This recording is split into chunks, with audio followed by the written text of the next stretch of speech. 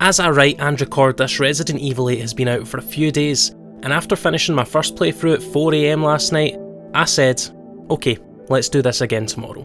Hi, I'm Tally, and I've never really considered myself particularly amazing at games, but with Resident Evil 8 coming out, I decided I had to try something new. I have tried hard playthroughs of older games, dipped my toe in learning how to speedrun, but I've never set myself any particular challenges. So let's try something new and find out, can I beat Resident Evil 8 with only pistols? Okay, let's break down the rules. They're relatively simple. In any event, any fight where I have to deal damage, I have to use a pistol, outside of forced story events. I can use explosive barrels because they are part of the environment and therefore they just naturally live there. And that's it.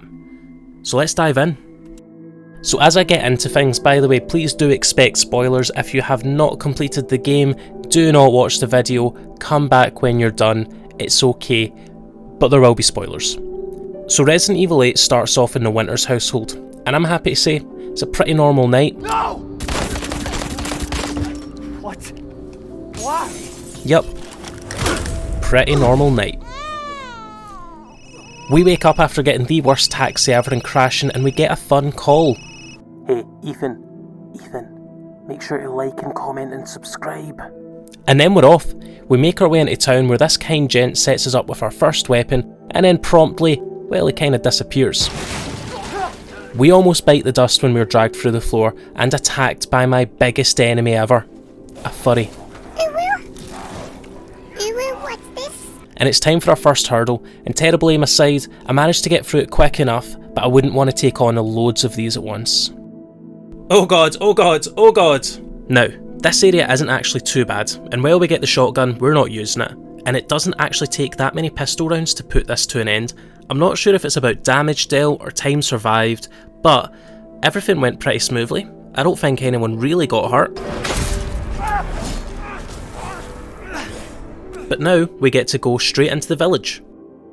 Now, an important thing that should be noted is that you want to avoid as many non-forced fights as possible. Ammo in this playthrough is worth its weight in gold, so if you don't have to shoot, just don't. Just like I'm showing here. There are some wolfmen in these crops, so I'm going to show you an old family secret.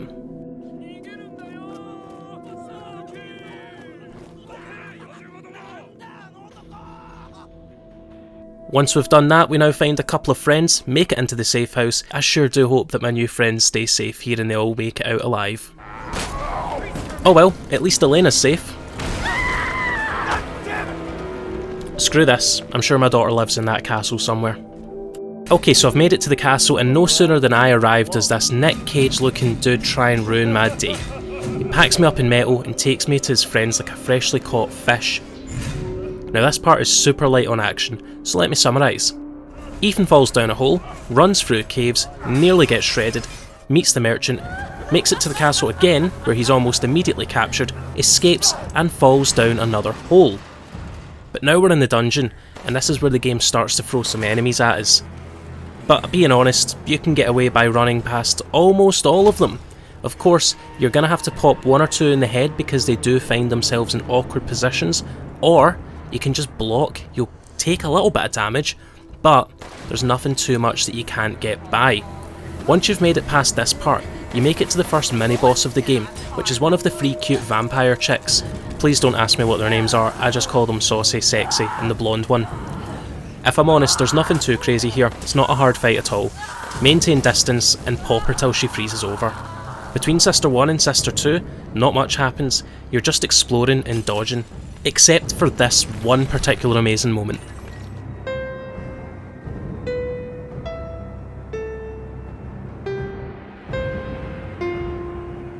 And then we move on to Sister number 2. If I'm honest, still not a hard fight, but we are hit with one very unfortunate truth. You need to use a pipe bomb, and that deals damage. And it's also not a pistol. Now, I'm sure there probably is a way to do it, like if you lure her into a corner and throw the bomb and just wait till she attacks you, but I'm not going to waste hours and hours doing that, so I'm going to chalk this one up to the first potential fail for the run. But one of you guys can try it out and let me know in the comments if it's actually possible to do this without hurting her. The main thing to consider about this boss fight again is just maintaining distance. However, she can close that distance very quickly. She's really fast, but she's not any faster than me. Ask my girlfriend. Okay, now she's dead.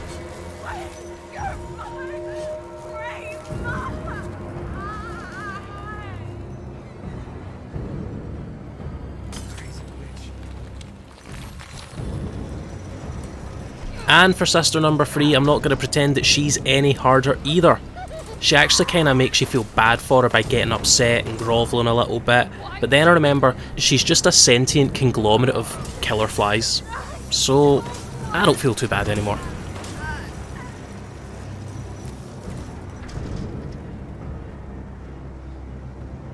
As we've been exploring the castle, I have managed to find these 4 things, and it turns out they get me to my favourite thing ever. Grave robbing.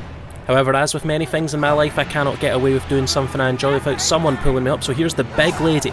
Oh no. Oh, I regret every dirty thought I've ever had about this lady. For this fight though, it is easy to die. However, if you've been careful with your ammo throughout the castle, you'll find it not a breeze, not incredibly difficult. Just make sure that you're staying away from her attacks, make sure that you're staying away from when she's getting near you, and you'll be fine. Like, yeah, it's a bit awkward without the sniper rifle, but honestly, this wasn't the arduous, hellish journey that I thought it would be, and I'll take that. After we've put Lady Dimitrescu to end, we actually find a jar of piss, which will probably come in handy later, do a little bit more exploring, run past a bunch of enemies, and we make it back to the Duke. I'm always happy to see him because he has ammo. And at this point, the Duke tells me that in these jars of piss is my baby daughter Rose, so I knew they'd come in handy. He says that they're left with 3 other boss fights, lords of the village. So we have 3 new areas that we've got to explore. The first one that we're going to go check out is Donna's house. Now, I'm going to be pretty brief with this part. It's actually impossible to fight Donna with guns. Your guns are taken away from you rather early on in this mission, so there's nothing too much that we can do outside of stab her like the story tells us to.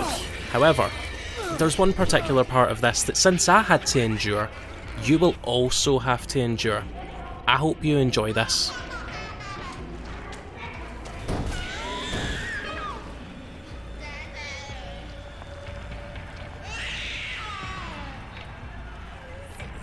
Okay, so that's Donna done. Let's move on to Moreau, because I've got a couple of things to say about Moreau.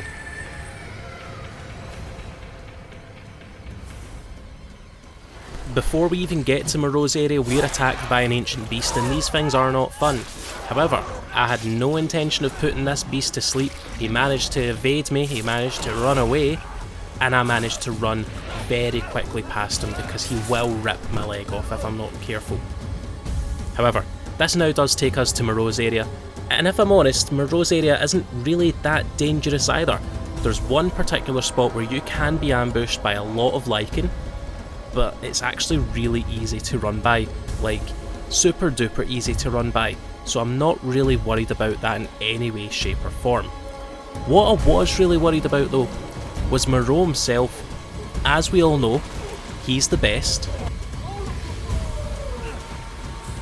and when it actually gets to his boss fight, he is just an absolute sponge. I really was worried about coming into this and just like soft locking myself. And truthfully, I actually did die a few times here. Didn't fully run out of ammo on my first attempt, I did on my second attempt, but on run number 3, I managed to not be an absolute idiot. And I'm going to be honest, it was quite a long and stressful time.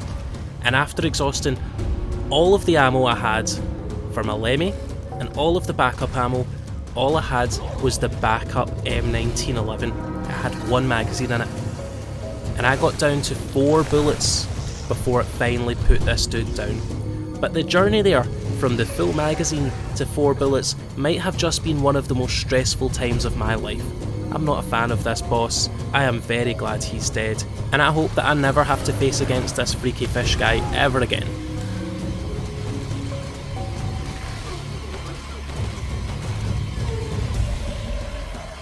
After exploring a little bit, I have a conversation with the TV because that's an entirely normal thing to do, and the TV tells me that I have to go to the Stronghold where the final jar of baby pee is lying. And I'm going to be honest, I was really really stressed out about this section. The Stronghold isn't actually a joke. From when you step into the Stronghold area, you are bombarded by Lycan. There's some that run at you. There's some that have bows. They come from left, right, up and down. It's not a fun experience. And I expected to take a long time on this, and I was ready to have a few death scenes, especially because it does force you to stop and open up 2 gates, and then you have to defend yourself. I actually took one attempt, I just ran by everything. I don't know what I was so worried about, but as we come into the Stronghold and its depths, there is a reason to be worried. Alright, so here we come up against our first Big Daddy Wolf, and if I'm honest, I was really worried about not having enough ammo after the Morrow fight, and not having enough heals either. The first time I went up against this guy, I got rocked. By being patient, by maintaining distance, that's a theme by the way, and actually taking my time here, I did actually manage to put this dude down on the first attempt. It wasn't the hardest thing ever, but it's pretty tense if you don't know what you're doing. Just take your time, keep your distance, and you'll be fine. Also have plenty of ammo. Again, it's time to have a chat with the TV. He tells me to go off to Heisenberg's factory, so I suppose that's where we're gonna go. So after I made it to the factory, I did have quite a polite conversation with Nicolas Cage, but then someone downstairs was making a bit of a ruckus, and I found out how rude he truly is. Shut your fucking hole! So I declined his invitation to fight Mother Miranda. No way am I going to take this dude's help. He was rude. So he pushed me down a hole, and a Reddit user who broke both of his arms is now after me, trying to reclaim the honour of Nicolas Cage. Now I'll be honest, the factory is the hardest part of the game in my opinion to do this. It's not impossible though. The same rules always apply. Maintain distance, and run past everything that you possibly can. There's not really a massive requirement to end anything in here. So do your best just to run past as many things as possible, pop them in the head to stagger if you have to, and you'll be fine. However, there are some beefy boys in here, and I cannot stress enough, these beefy boys will ruin your day, so avoid them at all costs. It may seem like you have to fight them, that's not the truth. You can get past most of them without any effort at all. The only place that you should be spending most of your ammo is on these little doors with the red lights, because you have to shoot them. Also, top hint, do not buy the final pistol. I have not enjoyed it at all in any of the runs that I've used it. I sold my Lemmy for this, and I regret it. I really did regret it, but I stuck with it because I was so convinced that it would be better later. No, stick with the Lemmy and the M1911. That's all you really need. Don't overcomplicate it. Focus on them, and by the end of the game, you'll have a couple of really powerful pistols. Now there's honestly one part of the factory that once I hit it, I actually thought was going to end the run. So when you get to these jetpack dudes, it's so difficult to put them down with a pistol. They're so well armoured, and it's going to take so much ammo. And it's really hard to get by them. They're pretty beefy, pretty thick boys. But somehow, after 10 minutes of luring them in and out of the same door, I realised they have a dash attack. And if I can make that dash attack miss, I can run past them. So the first one, success. He's out of the way. But how do I get past the second one? He's already back in the area, and I can't lure him out to the other place because that's where the other dude is. So I managed to stand in a position where he's forced to come down the stairs and I can just run right up them. And at this point, it is a case of speed. There's 4 lamps that you have to hit, and if you're not fast, then you're going to have to reset. But if you plan it ahead, if you hit the lamps well, you had nice and early access before the danger ramps up, you've just made it. You've made it past one of the harder bits, and we're on to our next big hurdle. The Reddit user who broke his arms. Now when I first played through it, I didn't know if it was because of my inexperience or it was 2 AM, but I had a genuinely hard time. This time, not so much. Like, I won't say that it's easy, but if you're decent at movement, then you'll have an okay time with this. Just be proactive with your dodges, and eventually the guy is going to be an absolute breeze. Shoot him in the back, and don't let him hit you. Now it's time to go fight Heisenberg. Okay, so I'm going to be real. With the Heisenberg boss fight, you are forced to not use the pistol.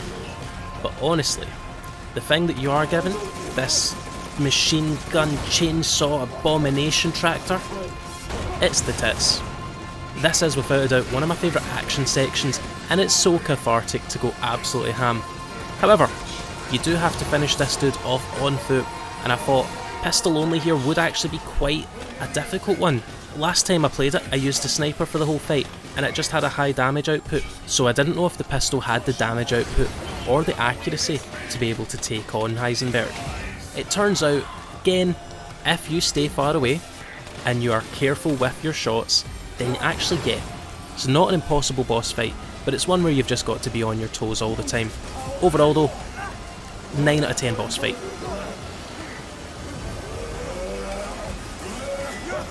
After we've faced off against Heisenberg, we are paid a visit by Mother Miranda herself. And all I can say is that she can be my mommy Miranda at any time she wants. Oh, now she's stolen my heart, in both the metaphorical and a very literal sense.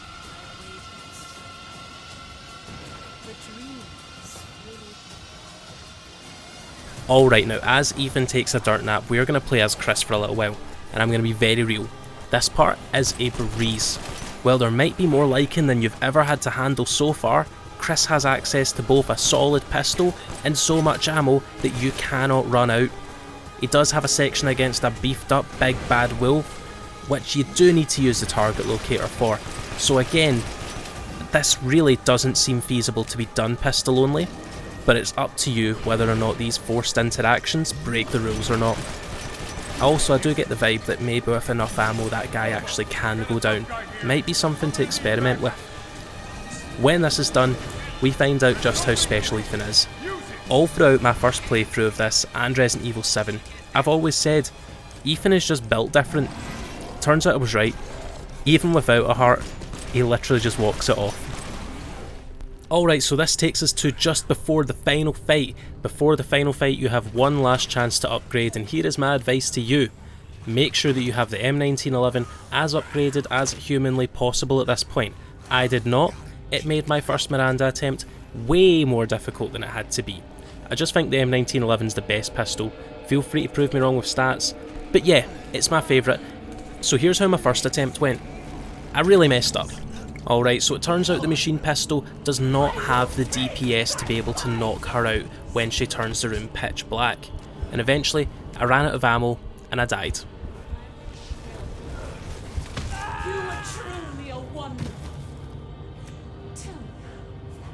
On the second attempt, I played a much slower game.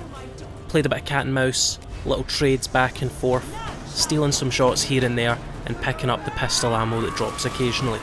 I used the M1911 much more on this run because it has a faster fire rate, which let me consistently knock her out of the pitch black phases more often. This fight can be difficult, and if you're not good at learning her pattern and managing all the stuff that she literally throws at you, you're gonna have a bad time. This is a battle of attrition, but as always, if you're careful with your ammo consumption, if you maintain distance, and if you make sure that you're popping her as accurately as you possibly can, then you can beat this with only the pistol. And I'm very proud to say that I managed to beat Resident Evil 8 with only a pistol. So let's take it to the outro.